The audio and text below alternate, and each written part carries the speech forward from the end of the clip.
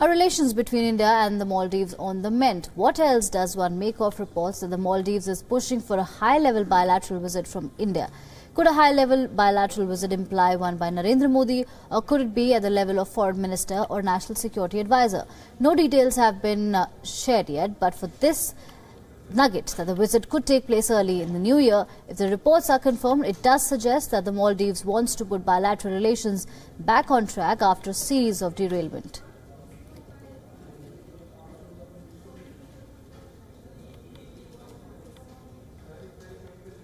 Now, the India-Maldives relations, let's talk about that in detail. The Maldives detained 3 local leaders for meeting India's ambassador Akhilesh Mishra.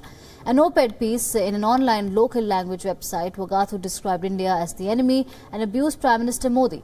Maldives later signed a free trade agreement with China. This conflicts with its India-first policy.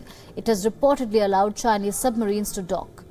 Add to that, Maldives has moved diplomatically very close to China. This development has stirred fears in the Indian security establishment of a Chinese takeover of the Maldives. The island country is heavily in debt to China, and the concern is, unable to pay his debt, Yamin may be left with no option but walk into the Chinese trap. At the same time, President Yamin has turned increasingly authoritarian.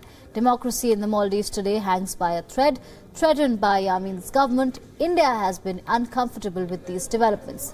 But Maldives is a sovereign country. Later, in a damage control exercise, Maldives President Abdullah Yamin reaffirmed that his government won't allow anti-India rhetoric in the country. But this was like shutting the stable after the horse had bolted. He also indicated he was anxious to make amends. A free trade agreement with India is on the cards, but South Bloc needs to reassure itself whether Maldives is playing some deeper game.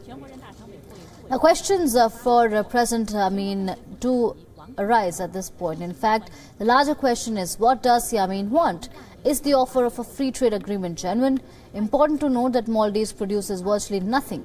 Is Yamin motivated by concern over his political failure? Could that be the reason why he's cracked down on his political opponents? Now, as India readies a diplomatic reply to the Maldives, it will have time to reflect on the state of current relations and what does India want.